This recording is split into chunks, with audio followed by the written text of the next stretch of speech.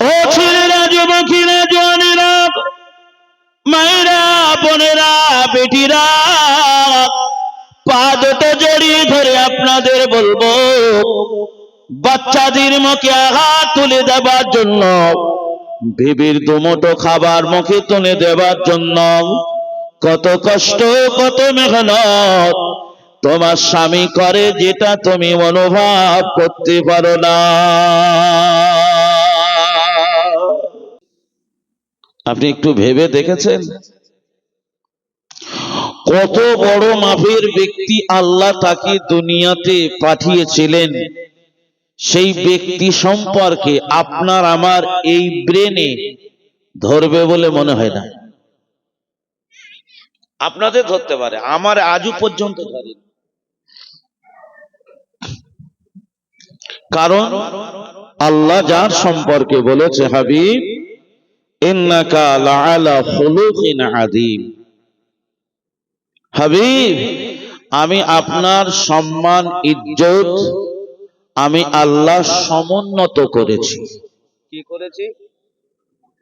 এমন একটা আসনে আমি আল্লাহ আসান করেছি যেখানে মানুষ লগাল পাবে না, শুধু দেখবে আর ফলো করবে, এতেই ওরা পার হবে।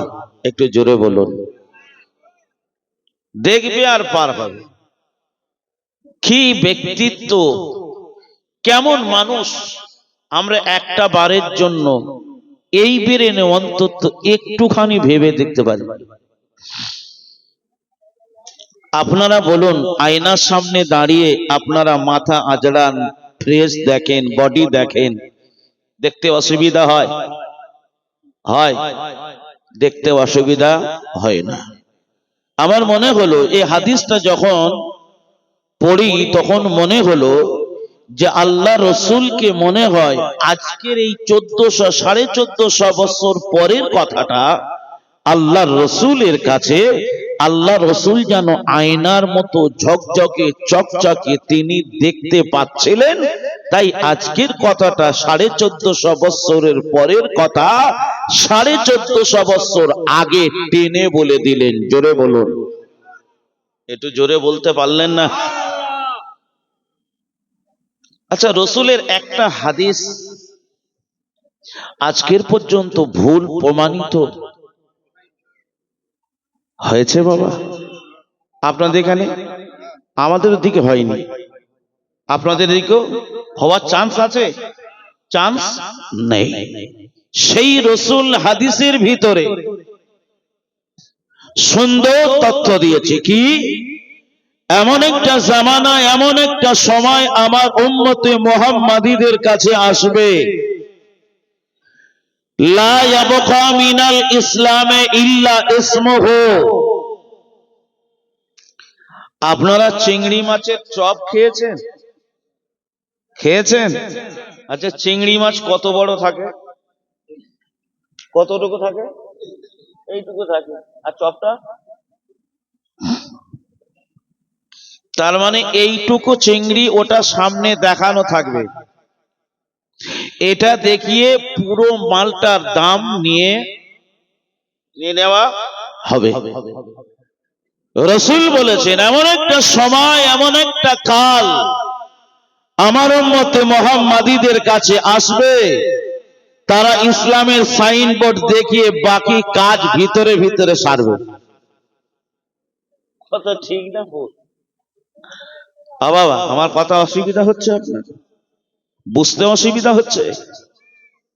আমি কেন কথাটা বললাম? বলার কারণ ওই একটাই, আজকের আমার আপনার সন্তান দিন থেকে মুখ ফিরিয়ে নিচ্ছে, আল্লাহর ঘরের দিক থেকে মুখ ফিরিয়ে নিচ্ছে, মাদ্রাসা থেকে মুখ ফিরিয়ে নিচ্ছে, শিক্ষার জগৎ থেকে মুখ ফিরিয়ে নিচ্ছে, উচ্ছৃঙ্খল জীবন যাপন করতে উদ্যত হয়ে লাগামহীন ঘোড়ার মতো নিজের স্বেচ্ছাচারিতা জিন্দেগি বাসার করতে মত্ত হয়ে রয়েছে। আমার কথা হয়তো আপনাদের কষ্ট হচ্ছে, হাতে ধরে পায়ে ধরে বলবো, এই যতটুকু সময় আমি আপনাদের কাছে কথা বলবো, নিতে পারলে লাভ হবে, না নিতে পারলে লস। কিন্তু আমাদের লসের কোনো জায়গা নেই, আমাদের লসের জায়গা নেই। এসেছি আল্লাহ দিন শরিয়াতের কিছু কথা বলবার মানসিকতা নিয়ত করে বাড়ি থেকে বেরিয়েছি। রাস্তায় যদি আল্লাহ মরণ দেয়, এমন করে মরণটা রসুল বলেছে শহীদের মরণ হিসাবে আল্লাহর খাতায় জমা খরচ হিসাবে লিপিবদ্ধ হবে। জোরে বলুন। মনে রাখুন, রসুল তারপরেই বললেন ওয়ালা ইয়াবকা মিনাল কোরআনে ইল্লা রাসমাহু। এ বাবা সাহাবীরা, আমি রসুল দেখতে পাচ্ছি, আমি রসুল নিজে চোখে দেখতে পাচ্ছি, কারণ আমি রসুল সামনে তাকিয়ে যতটা নিজের চোখে দেখতে পাই, পিছনে না তাকিয়ে আমি মুহাম্মদ একই রকম দেখতে পাই। এ বাবা সাহাবীরা, আমি ডানে তাকিয়ে যতটা দেখতে পাই, আমি বামে না তাকিয়েও আমি মুহাম্মদ ততটাই দেখতে পাই।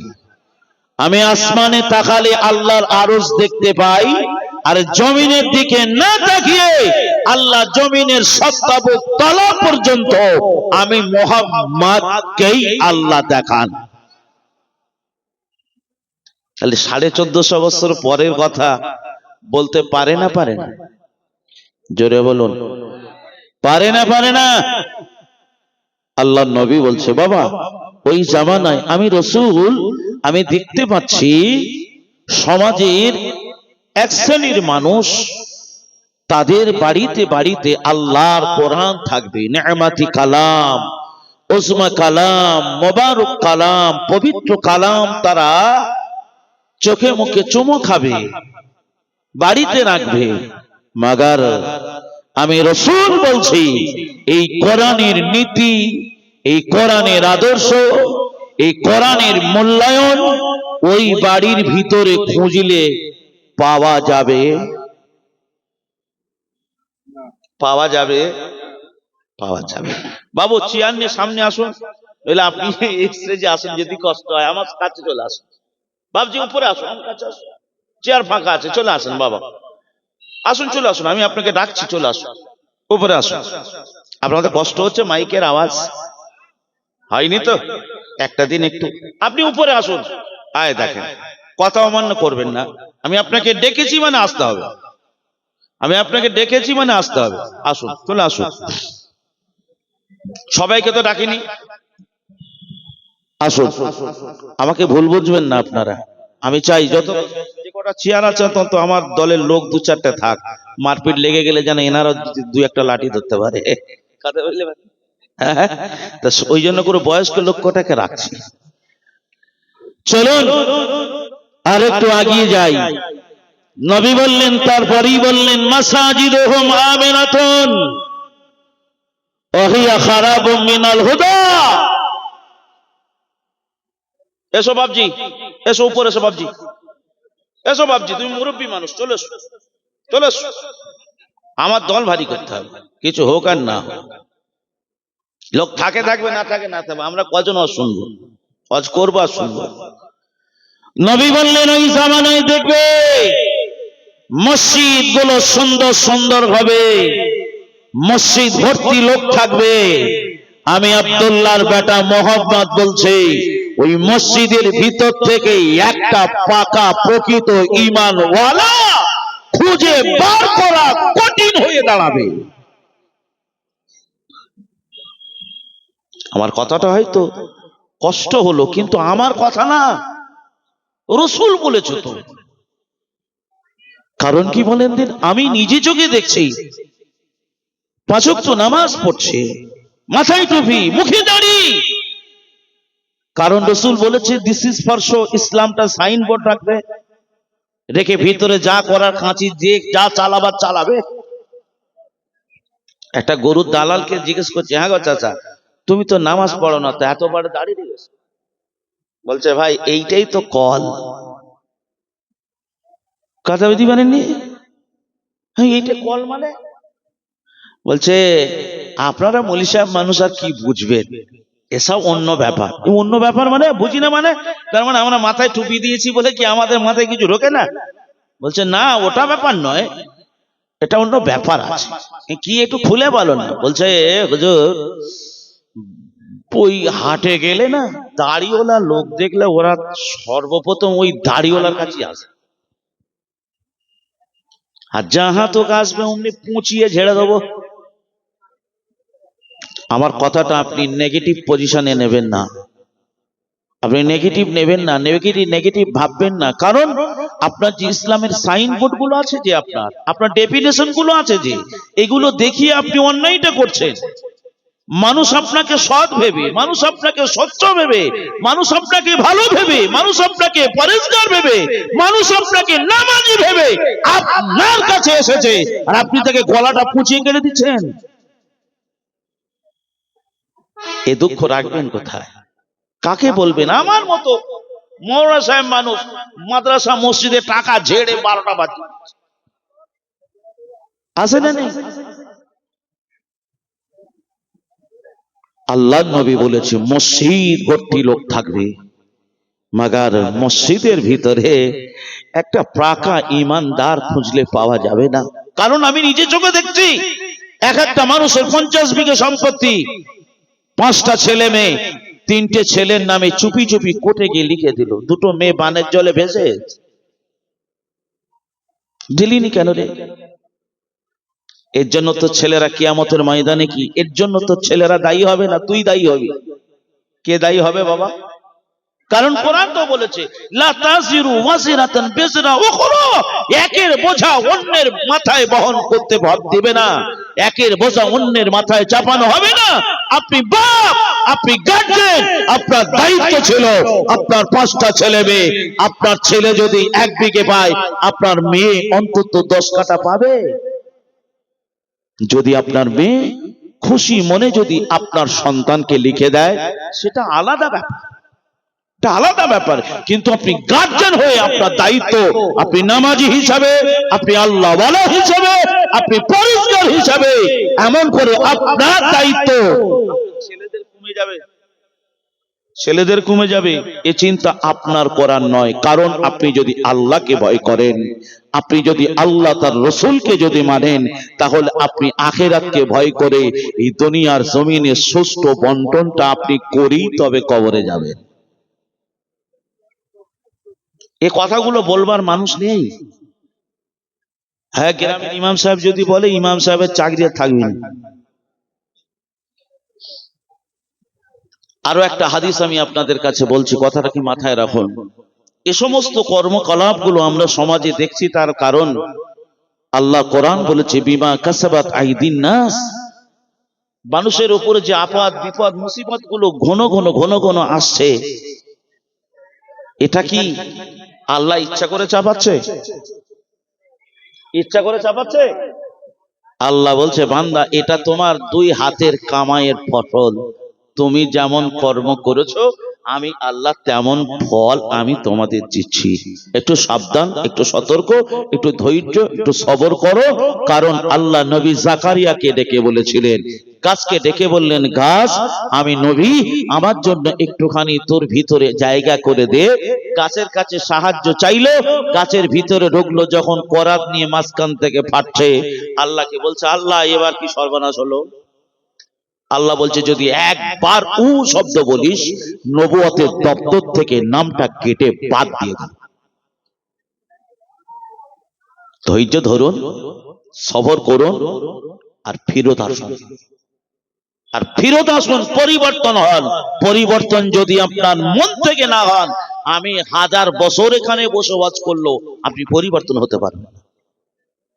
কথা ঠিক বলছি না ভুল বলছি? যদি আপনার মন থেকে বলেন যে আমি আজ থেকে এই জায়গা থেকে তওবা করে যা করেছি করে চার করব না, আল্লাহ বললেন আমি তোর মাফ করে দেবো। জোরে বলুন সুবহানাল্লাহ। রাসূলের আরেকটা হাদিস আপনাদের কাছে পরিবেশন করি, কথাটাকে মাথায় রাখবেন, ঠান্ডা মাথায়। এই জামানা সম্পর্কে বলেছি তো, এই কথাটা না বললে নয়, একটু ঠান্ডা মাথায় শুনুন। রাসূল বললেন ইয়াতাকারাবুস জামান, وينقص الأعمال ويلقى الشوق وتظهر الفتن ويكثر الحرج قالوا يا رسول الله أي من هو قال القتل القتل রাসূল বললেন ওই সময় তোমরা দেখবে আমার আল্লাহ সময়টাকে ছোট করে দেবে। কি করে দেবে বাবা? সময় সময় ছোট হয়েছে না হয়নি? বাদ এই মুরব্বিকে জিজ্ঞেস করুন। আল্লাহ নবী সাহাবীরা ডেকে জিজ্ঞাসা করলেন ইয়া রাসূলুল্লাহ ইয়া হাবিবাল্লাহ আপনি একটাবার বলে দিন সময়টা কেমন ছোট হয়ে যাবে? ওই সময়টা কি 24 ঘন্টা থাকবে না? ওই সময় কি 30টা দিন হিসাবে এক মাস হবে না? ওই দিনে কি 365 দিনে এক বছর হবে না?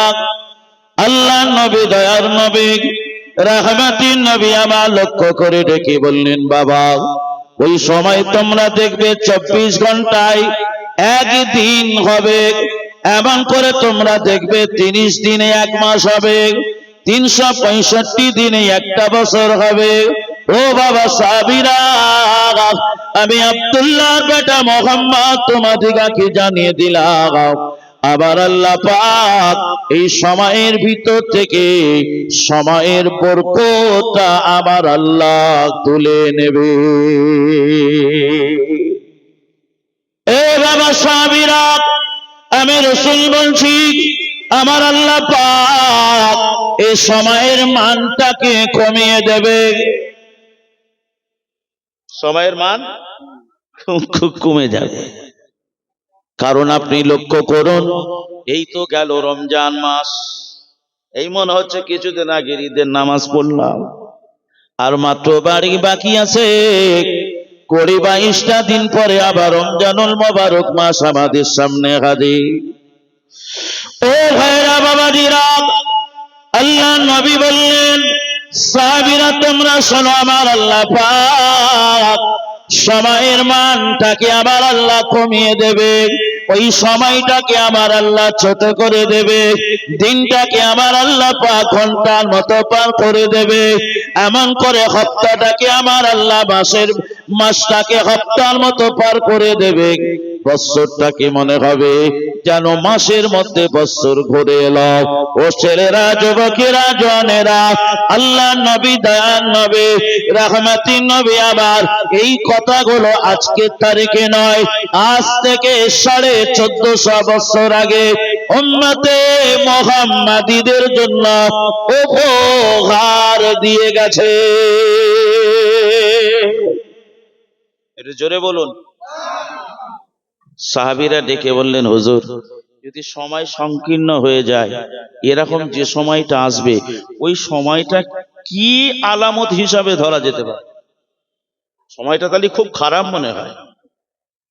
আল্লাহ নবী ডেকে বললেন বাবা সাহাবীরা তোমরা শোনো আমি মুহাম্মদ বলছি এই সময়টা যখন সংকীর্ণ হয়ে যাবে আমি রাসূল বলছি তোমরা আর বেশি চিন্তা করো না, তোমাদের খুব নিকটবর্তী আল্লাহ কিয়ামতকে দাঁড় করিয়ে রেখে,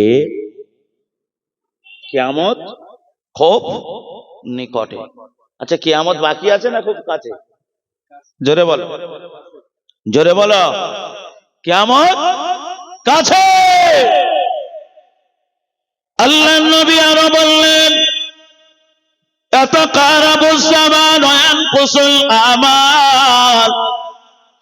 এ বাবা সাহাবীরা আমি রাসূলুল্লাহ হাবিবুল্লাহ জানিয়ে দিলাম ওই জামানায় তোমরা দেখবে আমার আল্লাহ পাক এমন করে সমাজের মধ্যে কর্মের জায়গাটা আল্লাহ ছোট করে দেবে। কর্মের জায়গা তার মানে কি? কাজের জায়গা। দেশে বেকারত্বের সংখ্যা বেড়েছে না কমেছে? আমি বাস্তবটাকে আপনাদেরকে একটু দেখাচ্ছি, রাসূল যা বলেছে বাস্তবে সেটা মিলছে কিনা। আমার বক্তব্যের আজকের মেইন বিষয়বস্তু এটা নয়, আমি কোরআনের আয়াত বলেছি আমি সেদিকে যাব। দুটো হাদিসের কথা শুধু আমি আপনাদের শুনিয়ে দিই। আল্লাহ নবী বললেন ইয়ানকুসুল আমাল। এ বাবা সাহাবীরা, আমি আব্দুল্লাহর বেটা মোহাম্মদ জানিয়ে দিলাম, আমার আল্লাহ পাক সময়ের মানটাকে আমার আল্লাহ কমিয়ে দেবে। সমাজের মাটিতে আল্লাহ কর্মের জায়গাটাকে আমার আল্লাহ ছোট করে দেবে। সোনা চাঁদেরা, কলিজা টুকরা মুসলমানেরা, একটাবার বুকে হাত রেখে বলুন, আবার নবী যা বলেছে আমরা কি বর্তমান সময় মিল পাচ্ছি না পাই নাই? আরে এটা যদি মিল পাই, আল্লাহর কোরআন এর চাইতে তো কোটি কোটি কোটি কোটি গুণ বেশি আপনাকে আমাকে চোখ বন্ধ করে মেনে নেওয়া লাগবে। কারণ কোরআনের ভিতরে আমার আল্লাহ ডেকে বললেন, মা আতাকুমুর রাসূল ফাখুযুহু ওয়া মা নাহাকুম আনহু ফান্তাহুন। আমার নবী রে, আপনি পৃথিবীর মানুষকে বলে দিন, আমি আপনাকে দিয়ে যা পৃথিবীর মানুষকে করতে বলেছি তারা তোমার কথাগুলো যেন অ্যাকসেপ্ট করে মেনে নেয়। আর যারা তোমার কথা মানবে না, যারা তোমার কথা অ্যাকসেপ্ট করবে না, আমি রব্বুল আলামিন আল্লাহ জানিয়ে দিলাম, মরণের পরে আমি আল্লাহ পাক তোমার ওই বান্দা বান্দীদের জন্য জাহান্নামের আগুন এমন করে বানিয়ে রেখেছি, যারা তোমার এমন করে হুকুমগুলো মান্যতা দেবে, তোমার কথাগুলো যারা মেনে নেবে, আমি আল্লাহ তাদের জন্য আমার দয়ার জান্নাত মওজুদ রেখেছি। যারা মান্যতা দেবে না, যারা ইহানাত করবে, যারা তুচ্ছ তাচ্ছিল্য করবে, যারা স্বেচ্ছাচারিতা জীবন জিন্দেগি বাসা করবে, আমি আল্লাহ পাক তাদের জন্য আমার আযাবের গজবের জাহান্নাম তাদের জন্য নির্ধারণ করেছি। কলিজার টুকরা মুসলমানেরা, পা দুটো জড়িয়ে ধরে আপনাদের বলবো, আল্লাহ পাক কোরআনের ভিতরে আপনাকে আমাকে যা আদেশ করেছে, আল্লাহ কোরআনের ভিতরে যা নিষেধ করেছে, এই দুটো জিনিস যদি মান্যতা দিতে পারে, মরণের পরে আমার আল্লাহ পাক আপনার আমার জন্য 8খানা বেহেশতের দরজা উন্মুক্ত করে রাখবে, যেটা খুশি দিয়ে জান্নাতে যাব, ফেরেশতারা রাস্তা আটকাবে না। এটা সবাই জবান খুলে বলতে পারলেন না, প্রাণ খুলে বলতে পারবেন না? নারে তাকবীর, নারে তাকবীর। ও ভাইরা বাবাজিরা, আল্লাহর নবী, দার নবী, রহমতের নবী, তিনি আবার জানিয়ে দিলেন, ওয়ায়ানকুসুল আমাল ওয়ায়ালকাস সব। এ বাবা সাহাবীরা, আমি আব্দুল্লাহর বেটা মোহাম্মদ তোমাদিগকে জানিয়ে দিলাম, পৃথিবীতে ওই সময় দেখবে যাকে আমার আল্লাহ বার্তা দিয়েছে, যাকে আমার আল্লাহ এমন করে বার্তা দিয়েছে, ওই জামানায় তোমরা তাদেরকে লক্ষ্য করে দেখবে, তাদের হাতগুলো ছোট হয়ে যাবে, তারা এমন করে কৃপণতা করবে, ভালো ভালো কাজে তারা টাকা পয়সা দিতে চাইবে না। কি করবে? কৃপণতা করবে। কৃপণতার সংখ্যা, আমি আমার বাস্তব অভিজ্ঞতার কথা বলছি। একটা মসজিদ বানানোর জন্য দীর্ঘ 3 থেকে 4 বছর ধরে মানুষের দ্বারে দ্বারে কিছু পয়সা ভিক্ষা করে একটা মসজিদ, আল্লাহর ঘর আল্লাহ বানাচ্ছেন। 22 লক্ষ টাকা কম বেশি এখন পর্যন্ত খরচা হয়েছে। যে মানুষদের কাছে পাওয়ার আশায় গিয়েছি, বুড়ো আঙুল দেখিয়ে বাড়ি ফিরিয়ে দিয়েছে। কথা বুঝতে পারেননি? কারণ এটা আমি আমার বাস্তব অভিজ্ঞতার কথা বলছি। কিন্তু যার কাছে আশা করিনি, আল্লাহ এত দিয়েছে যেটা আমি কোনো দিনের জন্য ভাবিনি। আপনারা চিন্তা করে দেখবেন, আপনাদের গ্রামে যদি মসজিদ থাকে, দেখবেন এই মসজিদে এমনও কিছু মানুষের পয়সা আল্লাহ তাদের পয়সা আল্লাহ কবুল করে না। যার পয়সা আল্লাহ কবুল করবে, ঠিক সে যেখানেই থাকুক, এসে আপনার ঘরে মাথায় করে হলেও এক বস্তা সিমেন্ট বয়ে নিয়ে এসে অন্তত দিয়ে চলে যাবে, আপনি তাকে চিনবেন। কিন্তু আপনার মসজিদের পাশে যার বাড়ি, সে দেখবেন তার এত হিংসা, এক বেগর জায়গা মসজিদে চেপে দিয়েছে, তাই ও 1 টাকাও মসজিদে। কথা বলতে পারে? আচ্ছা, ও শত্রুতা কার সাথে করছে, মসজিদের সাথে না আল্লাহর সাথে? জোরে বলো। আচ্ছা, আল্লাহর সাথে শত্রুতা করে কেউ জয়লাভ হতে পারবে? হ্যাঁ, হতে পারবে? কখনোই নয়। আল্লাহ রসুল বলছে, ওই জামানায় তোমরা দেখবে মানুষের ভিতরে কৃপণতাটা সবচাইতে বেশি বেড়ে যাবে। আপনারা লক্ষ্য করুন, আল্লাহ রসুল বলেছে মানুষ দুটো জিনিসের কামনা সবচাইতে বেশি করে। কটা জিনিস? দুটো। একটা হলো বেশি দিন বাঁচার, আর একটা যখন বেশি দিন বাঁচবে তখন তার ভেতরে সম্পদের লোভ লালসা বেশি ঢুকে যায়। আমার আমার আমার করতে করতেই সময় পার হয়ে যায়। আল্লাহ রসুল বলেছেন ওই জামানায় দেখবে মানুষের ভিতরে কৃপণতাটা অত্যাধিক পরিমাণে বেড়ে যায়। আল্লাহ নবী আরো বললেন, সাহাবীরা ডেকে বললেন, ইয়া রাসূলুল্লাহ, ইয়া হাবিবাল্লাহ, আপনি একটুখানি খুলে বলো হারাস কাকে বলা হয়? আল্লাহ নবী সাহাবীরা আল্লাহ নবীকে প্রশ্ন করার পরে আল্লাহ নবী তিনি ডেকে বললেন, হাজ এটা হলো হত্যা, হত্যা, হত্যা। আল্লাহ নবী তিনি বললেন, বাবা সাহাবীরা, আখিরি জামানায় শেষ সময় তোমরা দেখবে মানুষ অত্যাধিক পরিমাণে খুন হবে, মানুষ অত্যাধিক পরিমাণে মার্ডার হবে। যাকে মার্ডার করা হয়েছে সে জানবে না তাকে কেনই মার্ডার করা হলো, আর যে করেছে সেও জানবে না কেনই বা আমি তারে মারলাম। ও ভাইরা, বাবাজিরা, একখানা হাঁসের আন্ডা নিয়ে মানুষকে মার্ডার করা হয়। এ জাতির লজ্জা, লজ্জা, লজ্জা। আপনাকে কিয়ামতের ময়দানে মাশারের দিনে আবার আল্লাহর আদালতের কাঠ গড়াই বান্দা আপনাকে দাঁড়াতে হবে। ভাইরা, বাবাজিরা, আল্লাহর নবী বললেন, ইয়াতাকারাবুজ জামান ওয়া ইয়ানকুসুল আমাল ওয়া ইয়ালকাস সাব ওয়া তাদখুলুল ফিতানা।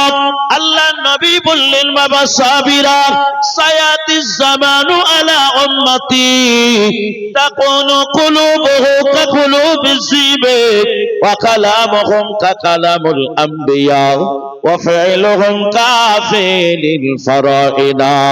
বাবা সাহাবীরা রে,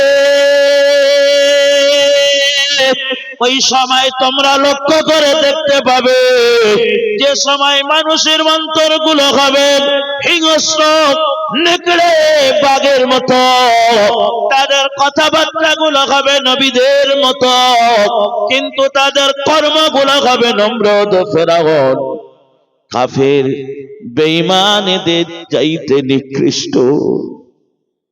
এই সম্রাট, এই সময় তোমরা দেখবে ওয়াতাজহুরুল ফিতান। এ বাবা সাহাবীরা, আল্লাহ রাব্বুল আলামিন পরওয়ারদিগার বিরিয়াত আসমান থেকে পানি বর্ষণ যেমন করে, এই রকম পরিমাণে আসমান থেকে পানি বর্ষণের ন্যায় গ্রামে গ্রামে, পাড়ায় পাড়ায়, মহল্লায় মহল্লায় আমার আল্লাহ অশান্তি ঢেলে দেবে। একটা পাড়ার নাম বলুন যে পাড়াটা ভালো আছে? আছে? তাহলে রসুলের কথা আমি এই দুটো হাদিস দিয়ে আমি আপনাদের দেখালাম যে একটা হাদিস বৈপরীত্য নয়, পুরোটাই বর্তমানের সাথে ওতপ্রোতভাবে যোগসূত্র আছে। তাহলে এবার আপনাকে আমাকে বুঝতে হবে, এই দুনিয়ায় আমি আপনি যদি এতটাই রসুলের হাদিসের সাথে বর্তমানের যদি এতটাই যদি মিল হয়, এই দুনিয়ায় নিজের চোখে যদি এতটাই মিল ধরা পড়ে, তাহলে মরার পর যা বলেছে ধরা পড়বে তো? আপনারা কি বলেন? যা বলেছে সেগুলো সত্যি হবে? কে যারা বলছেন না তার মানে কি হবে না নাকি? সত্যি হবে ইনশাআল্লাহ? আরে ইনশাআল্লাহ তো কোনো খবরই হবে না, হবেই। কারণ আল্লাহ যেটা বলেছে, রাসূল যেটা বলেছে, মৃত্যুর পর কড়াই গন্ডায় আল্লাহ আপনাকে আমাকে সেটা বুঝিয়ে দেবে। এবার কত বড় মুস্তান হয়েছে, কত বড় দাদা হয়েছে, কত বড় দিদি হয়েছে, এবার দেখাও, যা খুশি করো, আমার আর কোনো চাপ নেই। আছে আমার চাপ? আমার আর চাপ নেই। আপনার মন যা চায় আপনি তাই করে করুন। আল্লাহ কোরআনে ডেকে বললেন, আসারিউ ইলা মাগফিরাতিম মির রাব্বিকুম। এবার আল্লাহ বলছে, আল্লাহর কোরআন বলছে, ঠান্ডা মাথায় শুনুন। আল্লাহ কোরআনে ডেকে বললেন, ওয়াসারিউ ইলা মাগফিরাতিম মির রাব্বিকুম। আল্লাহ বলছে, বান্দা 60 বছর পর্যন্ত নামাজ না পড়ে ঘুরেছিস, রোজা না করে ঘুরেছিস, 60 বছর পর্যন্ত দুনিয়ার আর যা যা ছিল অন্যায়, সব অন্যায় বান্দা তুই করতে এমন করে পিছপা হোস নাই। আল্লাহ কি বললেন, বান্দারে আমি রব্বুল আলামিন আল্লাহ পাক তোরে জানিয়ে দিলাম, বান্দা এবার তোর ব্রেকটা ধর।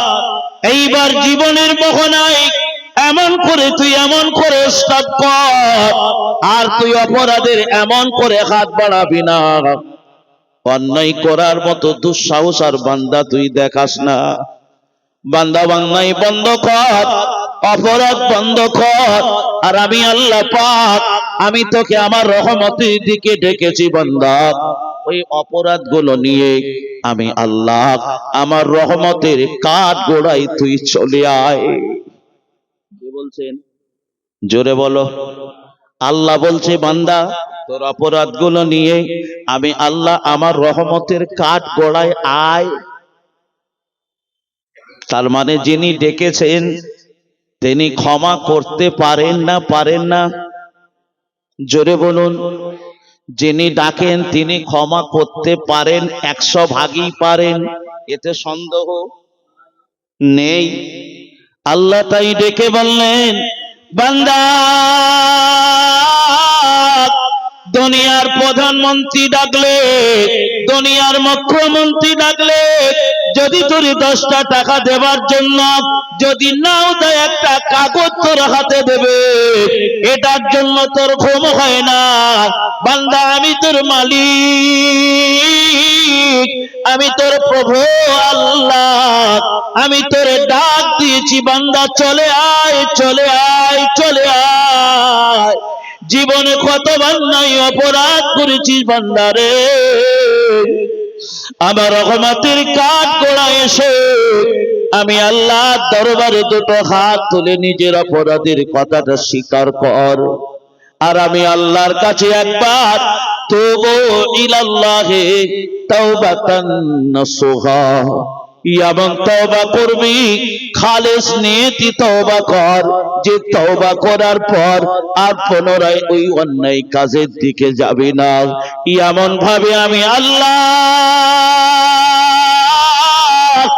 আমার দরবারে এসে হাত দুটো তুলে আমার কাছে 2 ফোঁটা চোখের পানি ফেল, আর আমি আল্লাহ রাব্বুল আলামিন জানিয়ে দিলাম, বান্দা তোর চোখের পানিটা নাকের ডগা দিয়ে জমিনে পড়বার আগে আমি এমন রহমান, আমি এমন রহিম, আমি এমন গফফার, আমি রব্বুল আলামিন কথা দিলাম, কথা দিলাম, কথা দিলাম, বান্দা তোর তামাম জীবনের অপরাধগুলো আমি আল্লাহ মুহূর্তের ভিতরে মাফ করে দেব।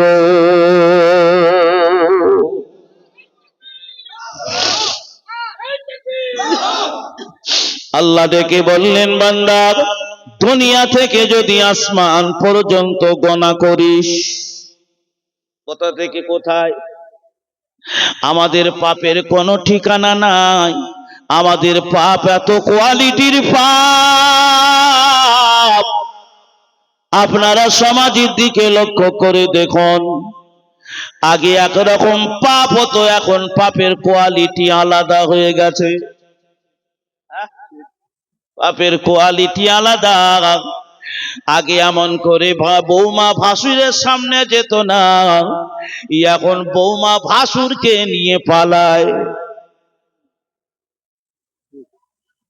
এটা তো আমি মাইকে বলেছি, লে পালাচ্ছে তারা বেলায় কিছু হয়নি না, কথা বুঝতে পারেননি?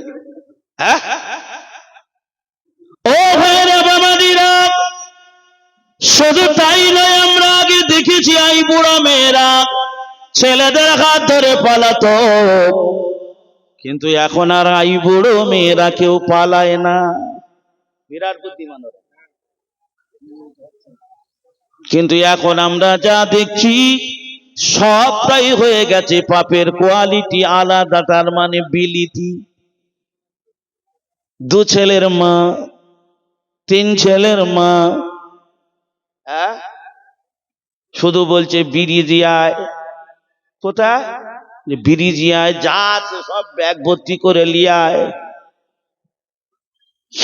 ও ছেলেরা, যুবকেরা, জওয়ানেরা, মায়েরা, বোনেরা, বেটিরা, পা দুটো জড়িয়ে ধরে আপনাদের বলবো, বাচ্চাদের মুখে আঘাত তুলে দেবার জন্য, বেবির দুমুঠো খাবার মুখে তুলে দেবার জন্য কত কষ্ট, কত মেহনত তোমার স্বামী করে, যেটা তুমি অনুভব করতে পারো না। ও ছেলেরা, যুবকেরা, তাই আমি আপনাদের বলবো, অন্যায় দুনিয়ার জমিনে এত অন্যায়, এত অপরাধ, তাই আমার আল্লাহ ডেকে বললেন, বান্দা রে, শুধু আমি আল্লাহ অন্যায়গুলোকে ক্ষমা করব না, আমি আল্লাহ বলছি দুনিয়া থেকে আসমান সমূহ পর্যন্ত অন্যায় নিয়ে আমি আল্লাহ আমার কাছে হাত দুখানা তুলিস, আমি আল্লাহ বলে দিলাম দুনিয়া থেকে আরশ পর্যন্ত দয়া নিয়ে, রহমত নিয়ে আমি আল্লাহ তোর কাছে হাজির হব। জোরে বলুন। আল্লাহ বলছে এত গুনাহ আনবি, আমি আল্লাহ দুনিয়া থেকে আরশ পর্যন্ত দয়া নিয়ে আমি তোর সামনে দাঁড়াবো। জোরে বলতে পারেন না? আল্লাহ বলছে আরো কি ফ্যাসিলিটি আল্লাহ দিচ্ছে, বান্দা শুধু তাই নাই, ক্ষমা করব না, আমি আল্লাহ বলছি ওই গুনাহগুলোকে আমি আল্লাহ নেকি দিয়ে ও পুরোটাই পাল্টে বা চেঞ্জ করে, আলাদা করে যতটা গুনাহ ছিল অতটাই নেকি দিয়ে আমি আল্লাহ পরিপূর্ণ করতে পারি। জোরে বলুন। এবার ভেবে ভেবে চিন্তা ভাবনা করে দেখুন, আপনি আসবেন না শুয়ে থাকবেন, আপনার চিন্তা। আমার শুধু দায়িত্ব ছিল বলা, আপনাদের আমাদের সবার দায়িত্ব হলো কাজে পরিণত করা। শুধু আপনাদের নয়, আমারও আমাকেও করা লাগবে, বাধ্যতা, অবশ্যই আমিও করব। একটা কোরআনের ওই কথাটা শুধু আল্লাহ বললেন, আমার ক্ষমার দিকে আয়। তারপরে আল্লাহ বলছেন, বান্দা আমি আল্লাহ তোদেরকে বড্ড মহব্বত করে, ভালোবেসে মহব্বত করি, আমি আল্লাহ আমার কুদরতের হাত দিয়ে আমি আল্লাহ তোদের সুন্দর করে বানিয়েছি। বান্দা আমি তোদেরকে জাহান্নামে দেওয়ার জন্য নয়, আমার দয়ার জান্নাতে দেওয়ার জন্য বানিয়েছি। বান্দা তাই তোরা আমি আল্লাহ আমার জান্নাতের দিকে তোরা আয়। জোরে বলুন, জোরে বলতে পারেন না? এই দুটোকে আপনি সামনে রেখে চিন্তা করুন। আমরা সমাজের মানুষ আজকের দিনে ক্ষমামুখী, জান্নাতমুখী, ক্ষমামুখী, জান্নাতমুখী, অন্যায়মুখী হয়েছি, জাহান্নামমুখী হয়েছি, মাগার ক্ষমামুখী হইনি, আল্লাহর জান্নাতমুখী হইনি।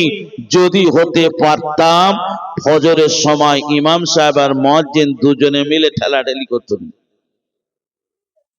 কথা বুঝে আসছে? ও ভাইরা বাবাজিরা, আল্লাহ নবী সাহাবীরা ডেকে বললেন, ইয়া রাসূলুল্লাহ, ইয়া হাবিবাল্লাহ, আল্লাহ পাক বান্দাদের যে জান্নাত দেবে, এই জান্নাতটা কত বড় জান্নাত আমার আল্লাহ বান্দাদের দেবে, আপনি একটু বলে দিন। কত বড় দেবে সেটাও আল্লাহ কোরআনে বলেছে। আল্লাহ কোরআনে ডেকে বললেন, আল্লাহ পাক কোরআনে স্পষ্ট করে জানিয়ে দিলেন, ওয়াসারিউ ইলা মাগফিরাতিম মির রাব্বিকুম ওয়া জান্নাতিন আরদুহাস সামাওয়াতি ওয়াল আরদ।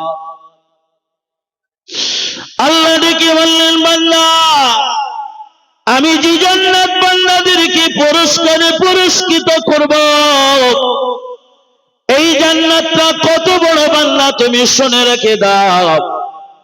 এই দুনিয়া এবং আসমান এটা পাশাপাশি জোড়া লাগালে যতটা লম্বা হয়, যতটা চওড়া হয়, আমি আল্লাহ বলছি এত বড় জান্নাত আমি আবার বান্দা বান্দিদের জন্য এক একটা জান্নাত হিসাবে উপহার দেব। জোরে বলুন, আর একটু জবান খুলে বলে, এত বড় জান্নাত আল্লাহ এক একটা জান্নাতীকে দেবে, তা তো খুশি নয়? খুশি হলে সুবহানাল্লাহ তো একটু জোরে হওয়ার কথা হয়। আপনারা কি বলে? আপনারা কিছু বলছে না বলে ওরা বলছে। আপনারা মাঝে মাঝে বলুন যে বল বাবা তোরা একটু সুবহানাল্লাহ।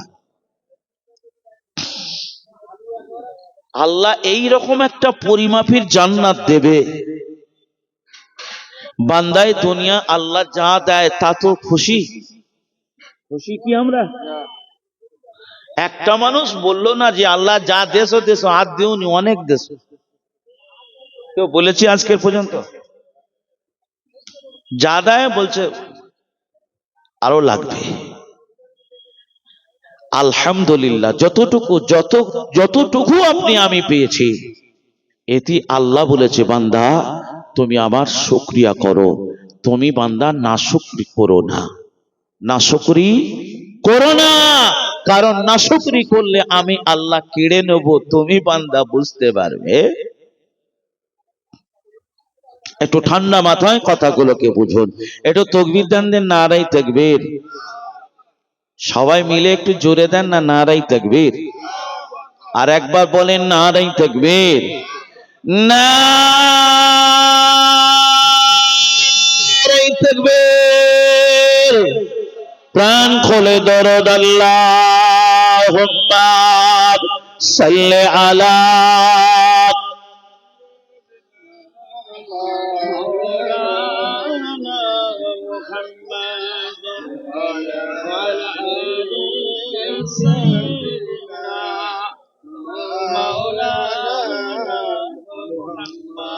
বাবু। আমার কথা আপনাদের অসুবিধা হয়নি তো? কয় কার কার হচ্ছে একটু হাত তুলেন দিন, নারায়ে তাকবীর।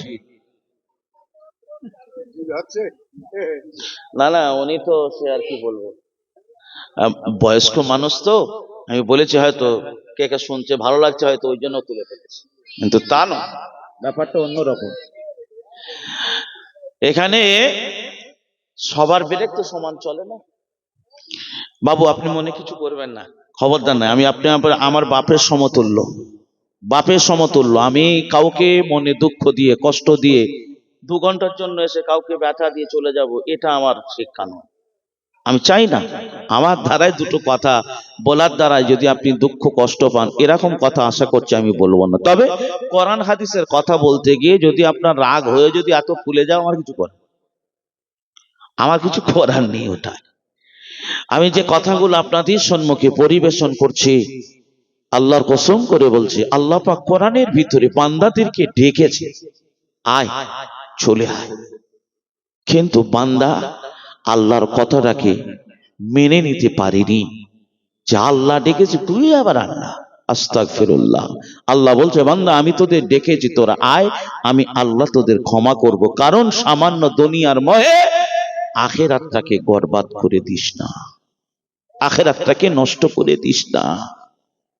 আল্লাহ বললেন, আমি বান্দা তোদেরকে বানিয়েছি, আমি আমার কুদরতের হাত দিয়ে বানিয়েছি। এই তামাম পৃথিবীতে যা কিছু দেখো বান্দা, এই ডেকোরেশন গুলো আমি আল্লাহ কেবলমাত্র আমি বলেছি কোন ফায়াকুন হয়ে গেছে।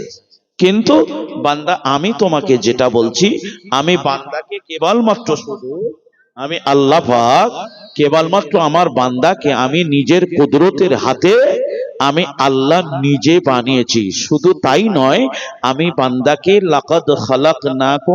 লাকাদ খালাকনাল ইনসানা ফি আহসানি তাকওয়িম, আমি আল্লাহ বান্দাদেরকে উত্তম সূরাতে তৈরি করেছি। জোরে বলুন, এটা জোরে বলবেন না, আর একটু জোরে। বাবু, আপনি যখন আয়নার সামনে দাঁড়াবেন, একদিকে একটা গরু, একদিকে একটা মোষ, একদিকে ছাগল, একদিকে ভেড়া, আর একদিকে 2-4টে পাখি দাঁড় করাবেন, আর আপনি মাঝখানে দাঁড়াবেন। কাকে ভালো লাগছে দেখবেন? কাকে ভালো লাগবে? কাকে? মানুষকে। কারণ আল্লাহ বলেছে, লাকাদ খালাকনাল ইনসানা ফি আহসানি তাকওয়িম, আমি আল্লাহ বান্দা তোমাদেরকে আমি আমার কুদরতের হাত দিয়ে বানিয়েছি, সবচাইতে উত্তম সূরাতে আমি তোমাদেরকে বানিয়েছি। বান্দা আমি তোমাদেরকে জাহান্নামের আগুনে দেওয়ার জন্য নয়, আমার বানানো তৈরি করা রহমতের জান্নাতে দেওয়ার জন্য বানিয়েছি। জোরে বলো। এই মানুষকে আমার আল্লাহ কতদিন ধরে বানিয়েছে জানেন? আমাদেরকে কতদিন ধরে তৈরি করেছে? মানুষকে আল্লাহ কতদিন ধরে বানিয়েছে? একটা মানুষকেও বলতে পারবে? আল্লাহ কি কোন বলে করেছে? ফায়াকুন বলে? নিজের কুদরতের হাত দিয়ে বানিয়েছে। আল্লাহ এই মানুষকে বানানোর জন্য 1-2 বছর নয়, 120 বছর ধরে আমার আল্লাহ নিজে হাতে করে বানিয়েছে। জোরে বলবেন। আল্লাহ বলছে, আল্লাহ কোরআনের ভিতরে বলছে, ইয়া আইয়ুহান নাস ইন্না খালাকনাকুম মিন তুরাব, আমি আল্লাহ নিশ্চিত মানুষকে তৈরি করেছি মাটি দিয়ে, মাটি দিয়ে। আর এই মাটিটা কতদিনে বানিয়েছি? আমি আল্লাহ 120 বছর ধরে বানিয়েছি। আল্লাহ জিব্রাইল, মিকাইল, ইসরাফিল সবাই দুনিয়ায় এসে ফেল, হযরতে আজরাইলের মারফতে দুনিয়ার সমস্ত জায়গার মাটি নিয়ে আল্লাহ পাক তিনি আদম আলাইহিস সালাতু ওয়াস সালামকে 100 বছর ধরে বানালেন। এই প্রথম 40 বছর আমার আল্লাহ ওই পানি, ওই কাদাটার উপরে, মাটিটার উপরে আসমান থেকে পানি বর্ষণ করে 40 বছর ধরে মাটিটাকে ভিজিয়ে ভিজিয়ে কাদা, গাঢ় কাদা করলেন। তারপরে আমার আল্লাহ আরো 40টা বছর কি করলেন? খালাকাল ইনসান মিন সলসলিন কাল ফাখর ওয়া খালাকাল জান্না মিন মারিজিম মিন নার। আমার আল্লাহ আবার 40টা বছর তিনি আসমানের সূর্যের তাপ দিয়ে মাটিটাকে আমার আল্লাহ সুন্দর করে শুকনো করলেন, খনখনে করলেন। আল্লাহ বলছেন আবার 40টা বছর ধরে আমি আল্লাহ এই মাটিটার উপরে সমস্ত রকমের পানি আমি আল্লাহ নাজিল করলাম। আর এই মাটিটাকে প্লাস্টিকের মতো গাঢ় কাদাতে রূপান্তরিত করলাম, করে আমি আল্লাহ আদম আলাইহিস সালাতু ওয়াস সালামকে বানালাম। কারণ আমি আল্লাহ ফারিস্তাদের সাথে চ্যালেঞ্জ করে আমি মানুষ বানিয়েছি। কি করে? চ্যালেঞ্জ করে। কেমন? আল্লাহ ডেকে বললেন, ইন্নী জাইলুন ফিল আরদি খলিফা, এ ফেরেশতারা, আমি আল্লাহ আমার প্রতিনিধি বানাতে চাই। ফেরেশতারা বললেন বানাবেন না, আল্লাহ বললেন বানাবো। তার মানে ফেরেশতাদের কথাকে অবজ্ঞা করে আল্লাহ বললেন বানাবো। ফেরেশতারা বলল বানালি ওরা অশান্তি করবে, বানালি ওরা মারপিট করবে, বানানি ওরা আপনার হুকুম অমান্য করবে। আল্লাহ বললেন তারপরও আমি আল্লাহ বানাবো, আমার বান্দা আমি আল্লাহ আমার আনুগত্য করবে, তাই আমি আল্লাহ মানুষ বানাচ্ছি। জোরে বলুন। এবার আপনি বলুন, যদি আল্লাহর হুকুমকে এখানে আমি অবজ্ঞা করি, আপনি যদি তুচ্ছ তাচ্ছিল্য করি, আপনি যদি মান্যতা না দেই, এরকম হবে, বুঝতে পারছেন রিয়াকশন? ও ভাইরা বাবাজিরা, আল্লাহ পাক কোরআনের ভিতরে লক্ষ্য করে ডেকে বললেন, বান্দা তোমরা আমার ক্ষমার দিকে এসো। দ্বিতীয় নম্বরে আল্লাহ ডেকে বললেন, বান্দা আমার জান্নাতের দিকে এসো। আমার জান্নাতটা কেমন? দুনিয়া আসমান জোড়া দিলে যতটা লম্বা, যতটা চওড়া, এমন জান্নাত তোমাদের দেব। আমার আল্লাহ পাকের নবী সাহাবীরা ডেকে বললেন, ইয়া রাসূলুল্লাহ, ইয়া হাবিবাল্লাহ, আল্লাহ পাকের ওই জান্নাতের মালিকানা পাবে কারা? আল্লাহ পাকের জান্নাতের মেহমান হবে কারা? আমার আল্লাহ পাক স্পষ্ট করে জানিয়ে দিলেন, ওয়াইদাতুল মুত্তাকিন, যারা দুনিয়ার জমিনে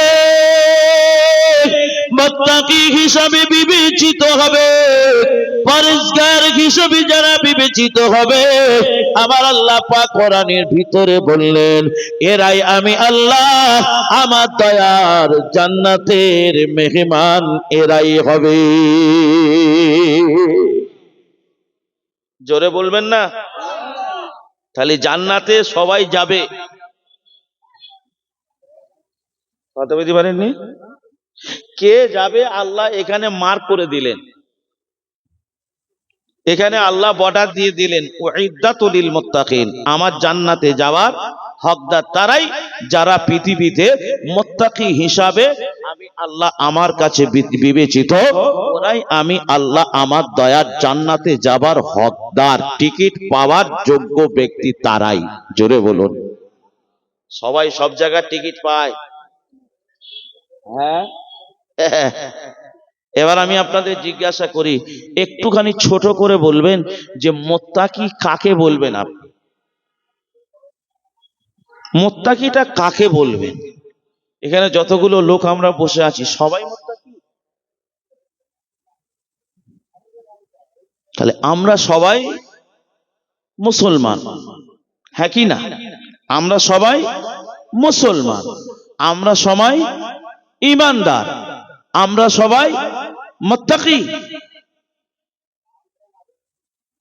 মুত্তাকি কাকে বলে শুনে রাখুন। মুত্তাকি তো ওই ব্যক্তি যে ব্যক্তি পৃথিবীর জমিনে বেঁচে কুচে পরহেজ করে চলে। আল্লাহ তাফসীরের পরিভাষায়, তাফসীর কারকদের পরিভাষায় তানারা বলেছেন মুত্তাকি তাদেরকে বলা হয় যারা দুনিয়াতে সর্ব বিষয়টা বিবেচিত করে, ভেবে চিন্তে যারা পা ফেলে, দেখে শুনে যারা করে, এরাই হলেন আল্লাহর কাছে প্রকৃত মুত্তাকি। জোরে বলুন সুবহানাল্লাহ। মুত্তাকি কারা? যারা নিজের ইচ্ছা মতো কিছু করে না, আল্লাহ যা করতে বলেছে করে, আল্লাহ যা নিষেধ করেছে সেগুলো ছাড়ে। এইখানে মুত্তাকিদের একটা শব্দ আমি আপনাদের কাছে বলছি, যেটাকে আমরা সমাজের এক শ্রেণীর মানুষ বলি যে লোকটা খুব তাকওয়া পরেশগারী লোক, বলে না? বলেন। তার মানে কি?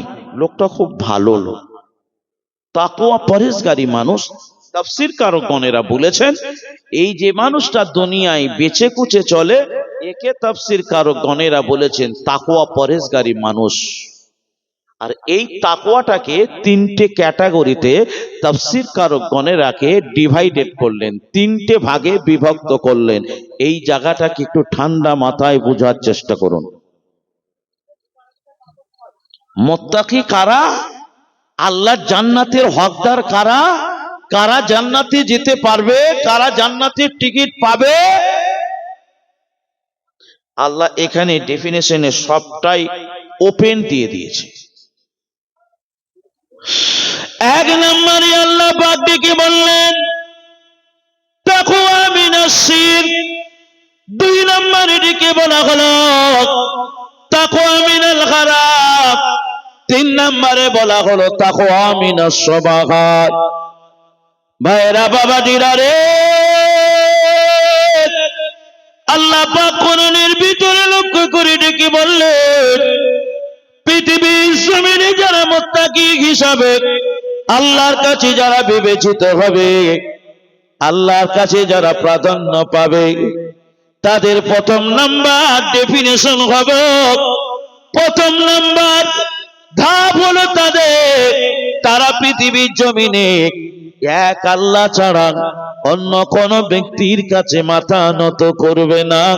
পৃথিবীর জমিনে আল্লাহর সাথে কাউকে শিরক স্থাপন করবে না। আল্লাহ কোরআনে ডেকে বললেন লা তুশরিকি বিল্লাহ ইন্নাশ শিরকা লাযুলমুন আযীম। আবার আল্লাহ ডেকে বললেন বান্দা আমি আল্লাহ রাব্বুল আলামিন আমার সাথে তোমরা শিরক করো না, কারণ শিরক হলো আমি আল্লাহ আমার শরীরের অলংকারের চাদর, যারা আমার শরীরের অলংকারের চাদর ধরে টানাটানি করে আমি আল্লাহ তাদের কখনোই ক্ষমা করি না।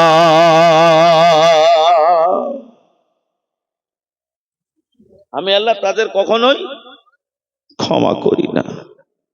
আপনারা নাম শুনেছেন হযরতে লোকমান হাকিম, নাম শুনেছেন না? আচ্ছা, তিনি নবী ছিলেন না রাসূল ছিলেন? জোরে বলুন। তিনি নবী ছিলেন না রাসূল ছিলেন? নবীও ছিলেন না, রাসূলও ছিলেন না, আল্লাহর একজন মাহবুব বান্দা, ওলি বান্দা ছিলেন। জোরে বলুন সুবহানাল্লাহ। আর একটু জোরে বলেন, আর একটু জোরে। লোকমান হাকিম দুনিয়া থেকে বিদায় নেবার আগে ছেলেকে ডাক দিলেন ইয়া বুনাইয়া, এ বাবা ছেলে, বাবা ছেলে, আমি বাপ দুনিয়া থেকে মরে যাব, বিদায় নেব, তবে চলে যাবার আগে আমি তোকে নসিহত করলাম। হাদিসের ভিতরে এসেছে মৃত্যুর আগে মৃত ব্যক্তির ওসিয়ত করা হলো সুন্নত। কি বললাম? ওসিয়ত করা সুন্নত। কারণ দুনিয়া থেকে বিদায় নিয়ে যাবার আগে যে ওসিয়তটা করে যাবেন সেই ওসিয়তটা তার সন্তানদের পালন করাটাই হলো ওয়াজিব, করতেই হবে। কি বলেন আপনারা? কি হযরত লোকমান হাকিম ছেলেদেরকে ডাকলেন। সাধারণত মৃত্যুর বিছানায় বাপ যদি ছেলেদের ডাকে, মনই তো হতে পারে হয়তো টাকা পয়সা বিছানার খাটের নিচে আছে, হয়তো মালকড়ি কিছু দেবে, হয়তো তো হতেই পারে। ছেলে পুলেরা চারদিকে এসে বসে আছে, বাপ ডেকে বলছে বাবা দেখ আমি মরে যাব, টাকা পয়সা জমি জায়গা ভাগ বাটোয়ারা করার জন্য ডাকিনি, আমি তার জন্য ডাকিনি, আমি মরে যাব, তাই চলে যাওয়ার আগে একটু নসিহত করব। আর দেখবেন আমাদের দেশে মানুষ মরে যাওয়ার আগে সব জায়গা জমি ভাগ হচ্ছে, হয় না? টাকা পয়সা ভাগ হচ্ছে। মরে যেটি কবরে দাফন করা হয়নি ওখানেই মারপিট লেগে গেছে, বলছে আগে টাকা ভাগ কর তারপর কবর দেওয়া। শুনেছেন না? শোনেন। হযরত লোকমান হাকিম ছেলেদেরকে পাশে বসিয়ে বাপ নসিহত করছে। কি বাপ আর কি ছেলে। বাপ মরে যাবে, ছেলেকে ডেকে বলছে কচি এক বান্ডিল বিড়ি আন, চলি তো যাব, খেয়েই মরি। হ্যাঁ, খেয়েই মরি, না খেয়ে মরবো? আল্লাহ যদি জিজ্ঞেস করে হ্যাঁ অত ভালো ভালো আজিজ বিড়ি আর কি বলে না, হ্যাঁ পতাকা, পতাকা বিড়ি, শ্রমিক বিড়ি খেয়েছিস, কি উত্তর দেবেন? কিছু কিছু লোক আছে বলছে আরে এত বিড়ি খাচ্ছে, বলছে হুজুর আপনারা বোঝেন না, কিয়ামতের দিন এত কিছু আল্লাহ দিয়েছে, যদি না খেয়ে যায় তখন আল্লাহ বলবে এই গাছটা দিয়েছিলাম, এই গাছের পাতাটা টেস্ট করেছিস? কত রকমের হাইব্রিড যন্ত্র আছে আপনাকে ভাবতে হবে দুনিয়ায়। হ্যাঁ ও ভাইরা বাবাজিরা, আল্লাহ পাকের ওলি বান্দা লোকমান হাকিম নিজের ছেলেদেরকে পাশে বসিয়ে ডেকে বললেন, বাবারা লা তুশরিক বিল্লাহ, এ বাবা ছেলেরা খবরদার খবরদার, আমার আল্লাহর সাথে বাবা শিরক স্থাপন করবি না। ছেলেদেরকে ডেকে বললেন, বাবা শিরক হলো সবচাইতে বড় অত্যাচার। পৃথিবীতে চুরি করলে, জেনা করলে, মদ খেলে, খুন করলে আল্লাহর কাছে ক্ষমা চাইবে, আল্লাহ মাফ করে দেবে। আর যদি বান্দা তুমি আল্লাহর সাথে শিরক করো, আমার আল্লাহ তোমাকে কখনোই ক্ষমা করবে না। আমার ছেলে, তাই আমি বাপ দুনিয়া থেকে চলে যাব, তবে চলে যাবার আগে আমি তোর নসিহত করে গেলাম, আল্লাহর সাথে বাবা শিরক করবে না। তবে বাবা শুনে রাখ, আমি জানিয়ে দিলাম, যদি শিরক না করার জন্য যদি তোমাকে হত্যা করা হয়, যদি কতল করা হয়, যদি আগুনে পুড়িয়ে দেওয়া হয়, এটাও তুমি মেনে নাও। ইন কতিলতা আও হররিকতা, যদি কতল করা হয়, যদি হত্যা করা হয়, এটাও তুমি মেনে নাও, মাগার আমার আল্লাহর সাথে কখনোই শিরক করবে না। একটু জোরে বলুন। কত বড় কথা বুঝতে পেরেছেন? রাসূল বলেছে ইন কতিলতা আও হুররিকতা, যদি হত্যাও করা হয়, কতলও করে দেয়, ওই মরণটাকে বরণ করো, তারপরেও আল্লাহর সাথে শিরক করা যাবে। ও ভাইরা বাবাজিরা, শিরকটা কি বলি আমি আপনাদের বাংলায় একটুখানি বলে যাই, শুনে রাখুন। শিরককে বলা হয় যে কাজটা আমার আল্লাহ করে, আল্লাহর কাজ সেম কাজ পৃথিবীর কোন ব্যক্তি কোন বস্তু করার ক্ষমতা রাখে, এই বিশ্বাস যদি পৃথিবীর কোন ব্যক্তির অন্তরে তৈরি হয়, আমার আল্লাহ পাক তিনি বলেন এটার নাম হলো শিরক। আমি আল্লাহ যে কাজটা করি, এই কাজটা আর কেউ করতে পারে, এই বিশ্বাসটা যারা করবে, এটার নাম হলো শিরক। আমি আপনাদের জিজ্ঞাসা করে, রিজিকের মালিক কে? জোরে বলুন। শরীরে রোগ দেবার মালিক কে? সুস্থ করার মালিক কে? দুনিয়ার কেউ করতে পারে? কিন্তু আমাদের কথার দ্বারাই এমনও কিছু কথা বেরিয়ে যায় যে কথার দ্বারাই আল্লাহর সাথে শিরক হয়। আর একটা তথ্য দিলে বুঝতে পারবে, আপনারা নাম শুনেছেন কিনা জানি না, হযরত বাইজিদ বুস্তামি রাহমাতুল্লাহ আলাইহি, আল্লাহর মস্ত বড় ওলি বান্দা,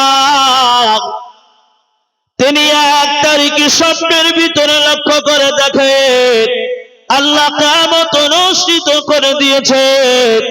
এই কিয়ামতের ময়দান মানুষেরা হিসাব দেবার জন্য চতুর্দিকে দৌড়ায়।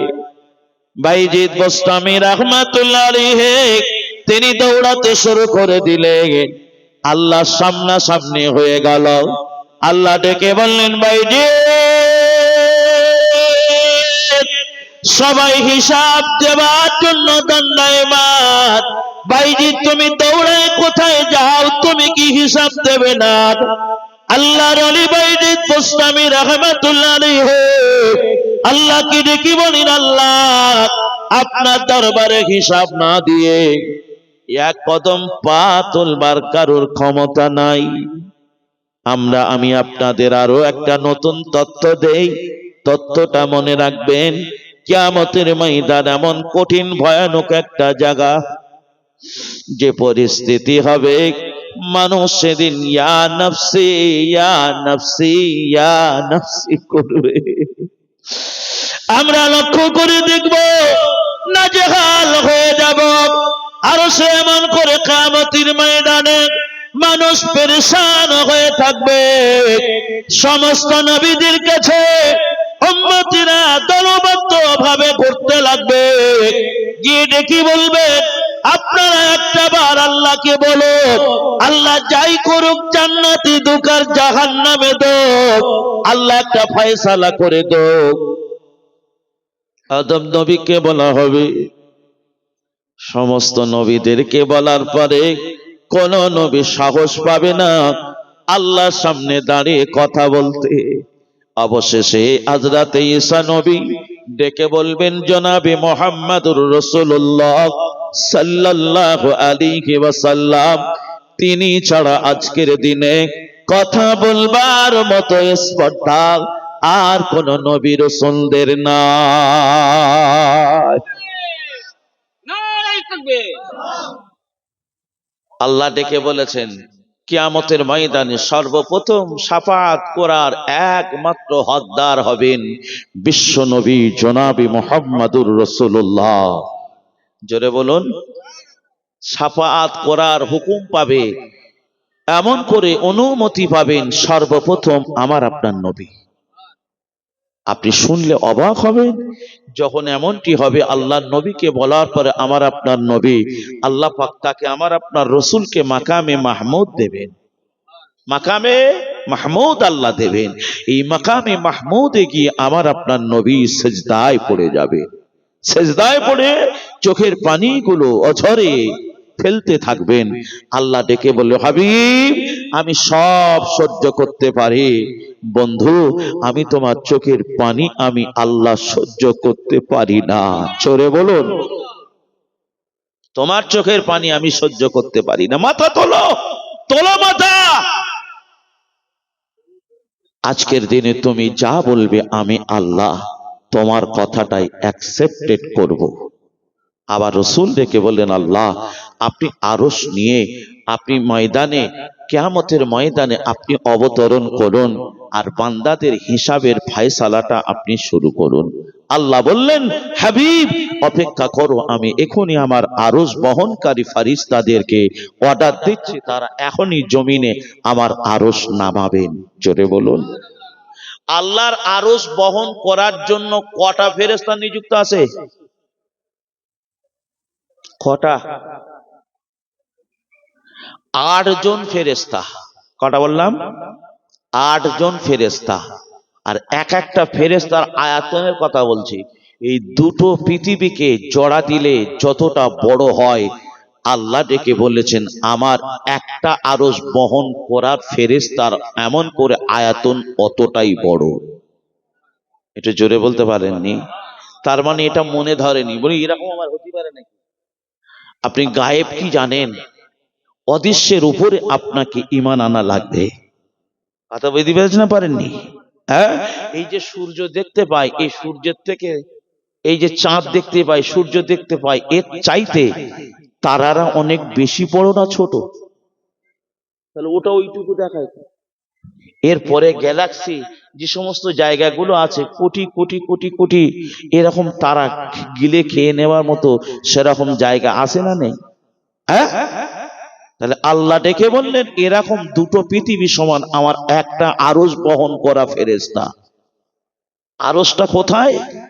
7 তাবুক আসমানের উপরে সিদরাতুল মুনতাহা, যেটা আপনার কি বলবো কুল গাছ বা বড়ই গাছের শেষ সীমানা থেকে আল্লাহর আরশের বর্ডার শুরু হয়েছে, যে বর্ডারের উপরে আল্লাহর কোন ফেরেশতা ঢুকতে পারে?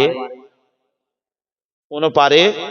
কেবলমাত্র একমাত্র আল্লাহ পাক আপনার আমার সকলের নবীকে আল্লাহ দাওয়াত দিয়ে ওই সিদরাতুল মুনতাহা ছাড়িয়ে আল্লাহর আরশে নিয়ে গিয়েছিলেন। শুধু তাই নয়, আল্লাহ পাক আপনার আমার নবীর সামনাসামনি বসে 27 বছর গল্প গুজব করেছে।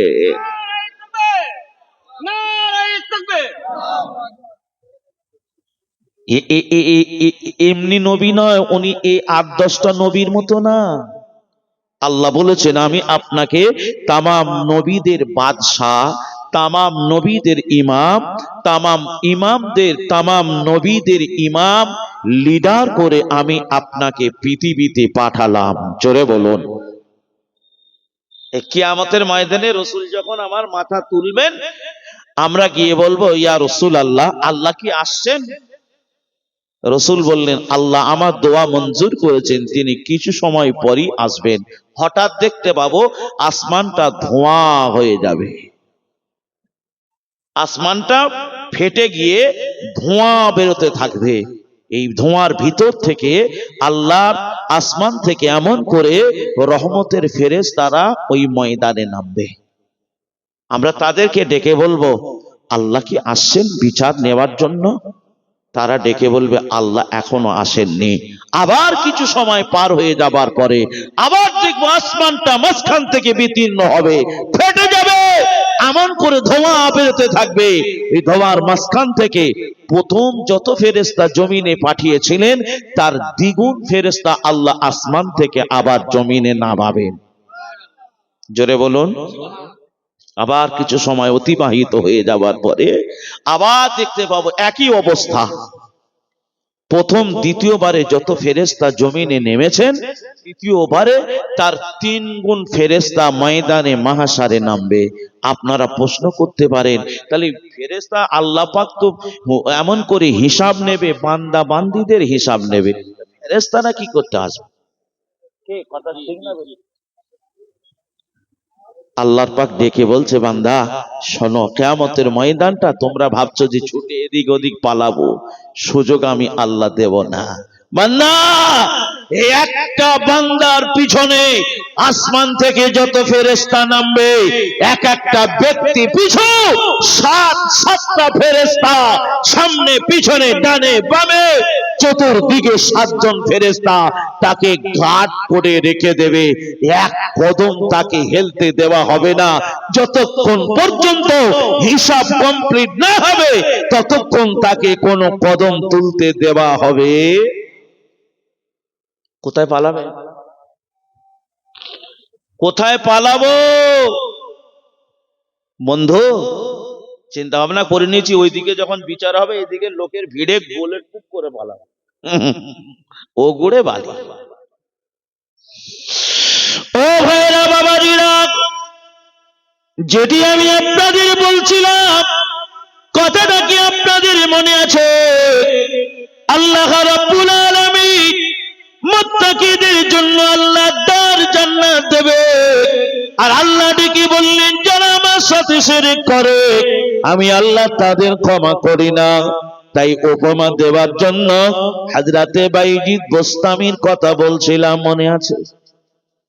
হ্যাঁ, হযরতে বাইজিদ বোস্তামি তিনি লক্ষ্য করে দেখতে পাচ্ছেন কিয়ামত অনুষ্ঠিত। আল্লাহ ডেকে বলে বাইজিদ সবাই হিসাব দেবে, তুমি কি হিসাব দিবি না?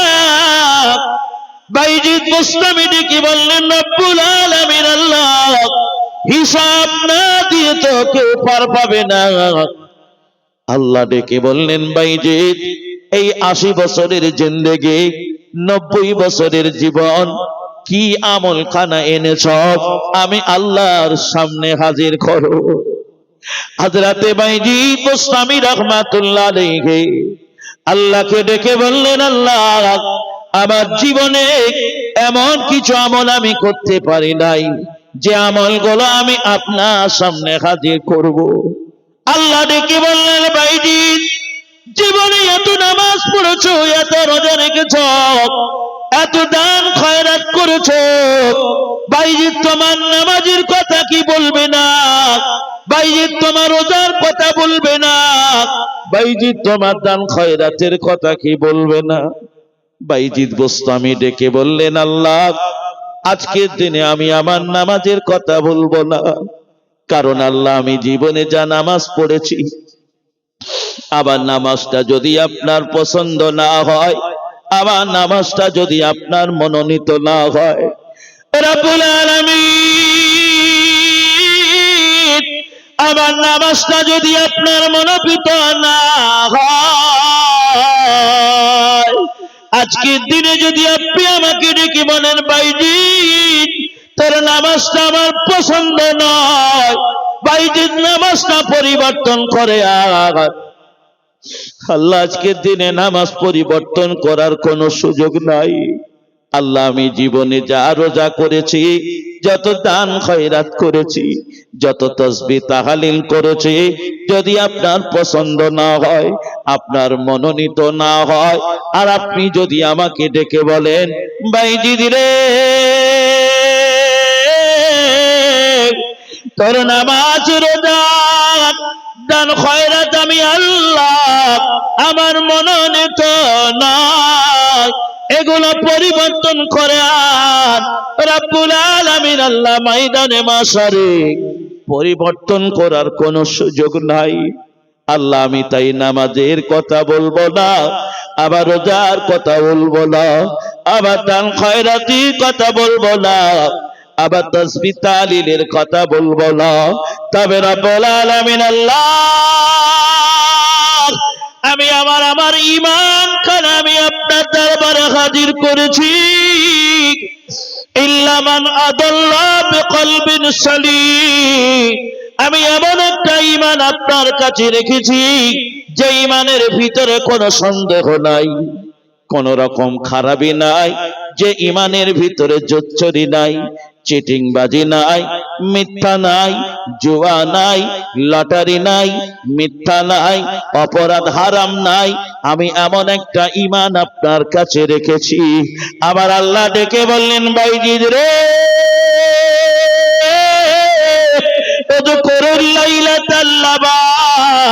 ও ভাইজি তোমার কি ওই দিনের রাতের কথা মনে নাই?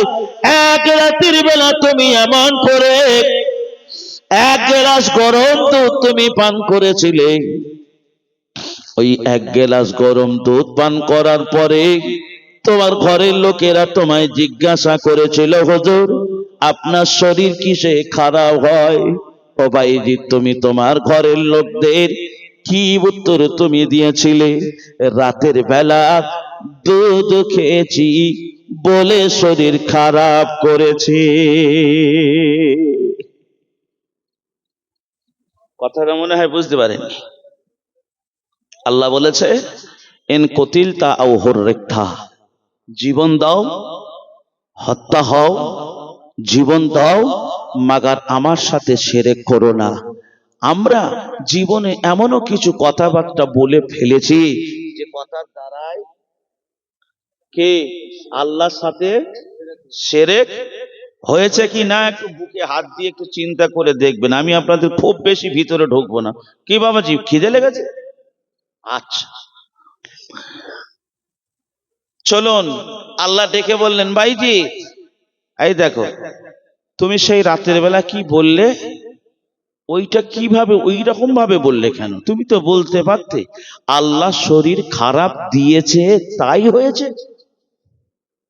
তুমি এটা না বলে তুমি এটা কেন বললে যে দুধ খেয়েছি বলে শরীর খারাপ হয়েছে? দরুদ শরীফ আল্লাহুম্মা সাল্লি আলা